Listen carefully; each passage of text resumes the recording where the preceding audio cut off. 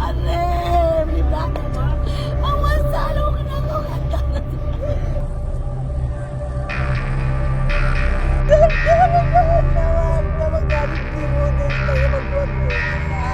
मासूम गार मैन ने बलूच बीगवा नहीं बिल्कुल द्रोगी गप्पी के बलूचे तास्पी वरना बीगवा हाँ मैं जाने में वर्षे बुझाया मैं वरना रियासती तासर सिलानी तो का आजाद सक गया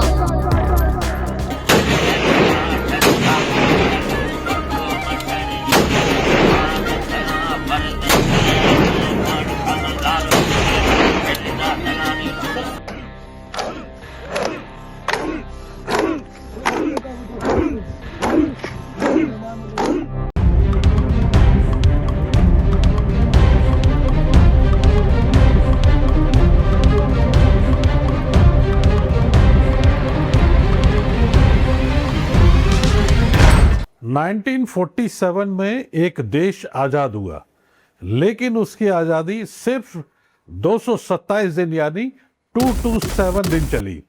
फिर दुनिया की नजरों से इतिहास गायब कर दिया गया। आखिर जिन्ना की दस्तखत में ऐसा क्या था जो आज तक विवाद बना हुआ है, वो हम वीडियो के अंत में दिखाएंगे।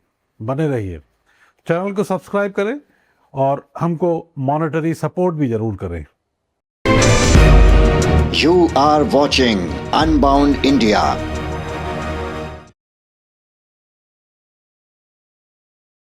नमस्कार दोस्तों, मैं विनोद कश्यप और आप देख रहे हैं अनबाउंड इंडिया, भारत मेरी नज़र से। आज हम बात करेंगे एक ऐसे भूभाग की जिसकी कहानी इतिहास की किताबों में बहुत कम लिखी गई हैं, देखने को भी कम मिलती हैं, लेकिन जिसके जख्म आज भी जिंदा हैं।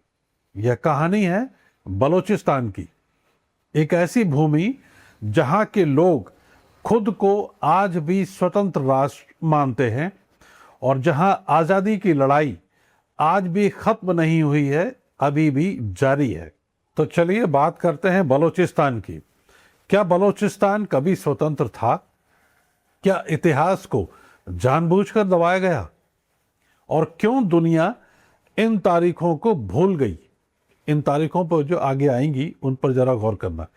आइए इतिहास के परतों को खोलते हैं। आखिर ये बलोच कौन है, एक नजर डालते हैं। बलोच समाज अपनी प्रकृति से ही आजाद ख्याल के माने जाते हैं। ये लोग अपनी एंशियंट ट्राइबल रूट से गहराई से जुड़े हुए हैं। बलोच पहचान केवल जाति नहीं बल्कि एक सिविलाइजेशनल आइडेंटिटी भी है। महरगढ़ सभ्यता के वारिस, हालांकि डायरेक्ट नहीं है लेकिन हैं, माता हिंगलाज के रक्षक और सदियों से विभिन्न मतों को स्वीकार करने वाली समाज व्यवस्था।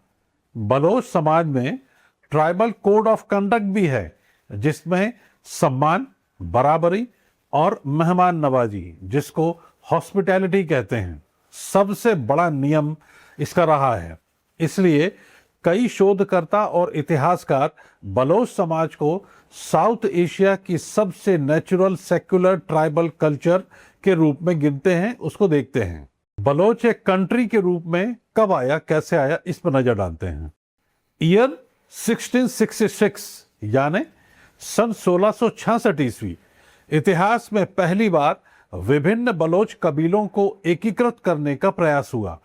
यहीं से जन्म हुआ एक संगठित बलोच राष्ट्र की अवधारणा का। यह कोई आधुनिक आंदोलन नहीं था। बलोच स्वतंत्रता की सोच सदियों पुरानी है।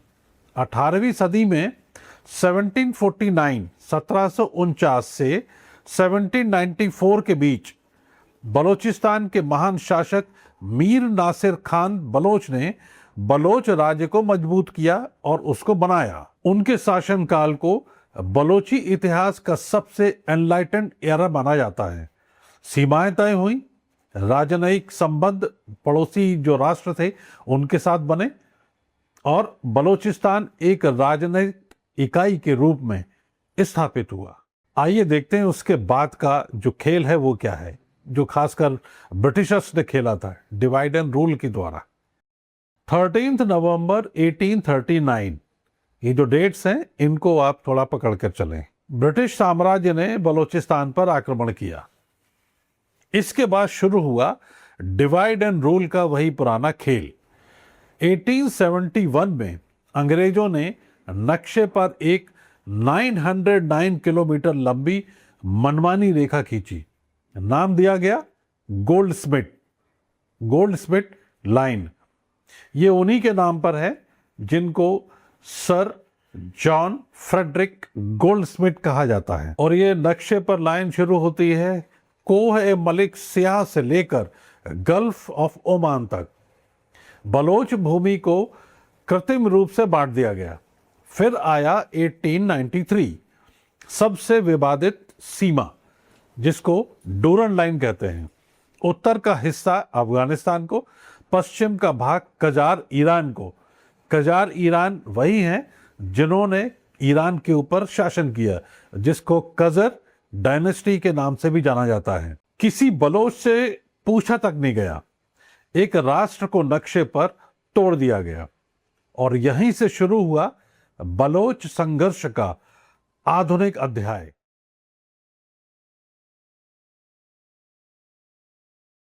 अब आते हैं असल बात पर। तारीख को आप पकड़ के रखिए। 11 अगस्त 1947, 11 अगस्त 1947 ब्रिटिश बलोचिस्तान से हट गए या भाग गए। बलोचिस्तान स्वतंत्र घोषित हुआ।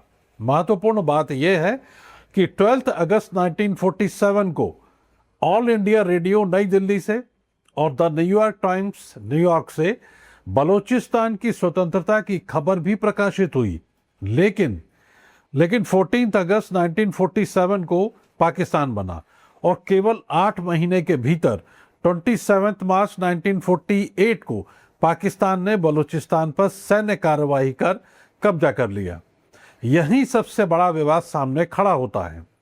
पाकिस्तान दावा करता है कि खान ऑफ कलात मीर अहमद यार खान ने एक्सेशन ट्रीटी पर 27 मार्च 1947 को हस्ताक्षर किए, लेकिन मोहम्मद अली जिन्ना ने दस्तखत किए 31 मार्च 1948 को। तो सवाल ये उठता है कि क्या किसी समझौते पर एक पक्ष 1 साल पहले हस्ताक्षर कर सकता है? यही प्रश्न आज भी इतिहासकारों को परेशान भी करता है और पाकिस्तान और पूरी दुनिया के पास इसका कोई जवाब नहीं है। बलोच अपनी स्वतंत्रता के लिए इसी बात को लेकर संघर्ष कर रहे हैं। बलोचिस्तान संसाधनों की धरती, मगर विकास डेवलपमेंट से बहुत दूर। बलोचिस्तान की धरती आज पाकिस्तान की आर्थिक रीढ़ मानी जाती है। बलोचिस्तान यहां आखिर है क्या? तो यहां है विशाल गैस भंडार, पेट्रोलियम, तांबा और सोना, आगे आने वाले कई शताब्दियों तक खनिज संपदा और सबसे इंपॉर्टेंट ग्वादर का स्ट्रेटेजिक सी पोर्ट। लेकिन विडंबना देखिए, सबसे संसाधन समृद्ध क्षेत्र सबसे कम विकसित क्षेत्र भी है। बलोच जो फाइटर्स हैं, जो अपनी स्वतंत्रता के लिए लड़ रहे हैं, उनका आरोप है कि राजनीतिक नियंत्रण ने आर्थिक विकास को न केवल रोका है बल्कि पूरी तरीके से छिन्न भिन्न कर दिया है। ना एजुकेशन है, ना ही इंफ्रास्ट्रक्चर है। यहां ये देखिए, बलोचिस्तान लिबरेशन चार्टर के अनुसार एक स्वतंत्र बलोचिस्तान जो होगा उसमें क्या क्या होगा, उसकी पहचान क्या होगी? वो है लोकतांत्रिक, गैर सैन्य राष्ट्र, सहिष्णु जिसको टॉलरेंट कहते हैं, और समानता आधारित समाज। ये खास व्यवस्थाएं होंगी जब बलोचिस्तान आजाद होगा, अपने चार्टर को जब वो लागू करेगा। महिलाओं और पुरुषों की बराबरी इस आंदोलन का सेंट्रल प्रिंसिपल होगा या है। यही कारण है कि आज बलोच महिलाएं भी आंदोलन की अग्रिम पंक्ति में खड़ी हुई दिखाई देती हैं। आप वीडियोस सोशल मीडिया पर और खबरों में देखते हैं। उनके लिए यह सिर्फ राजनीतिक संघर्ष नहीं है, बल्कि पहचान और अपने सम्मान की लड़ाई है। तो क्या बलोचिस्तान की कहानी दुनिया के सबसे अनसुने स्वतंत्रता आंदोलनों में से एक है? क्या इतिहास को राजनीति ने दबा दिया? और क्या कभी बलोचों को भी वही सम्मान मिलेगा जो अन्य स्वतंत्र राष्ट्रों को यहां मिलता है? आप क्या सोचते हैं? कमेंट में जरूर बताइए। अगर आपको भारत और उसके पड़ोसी क्षेत्रों की अनकही सभ्यतागत कहानियां जाननी हैं तो चैनल अनबाउंड इंडिया को सब्सक्राइब करें और मॉनेटरी सपोर्ट भी करें, क्योंकि इतिहास सिर्फ लिखा नहीं जाता बल्कि उसको समझना भी पड़ता है। जय हिंद। फिलहाल इस स्टोरी में इतना ही। अगली किसी स्टोरी में फिर से आपसे मुलाकात होगी और देखेंगे भारत को मेरी नज़र से।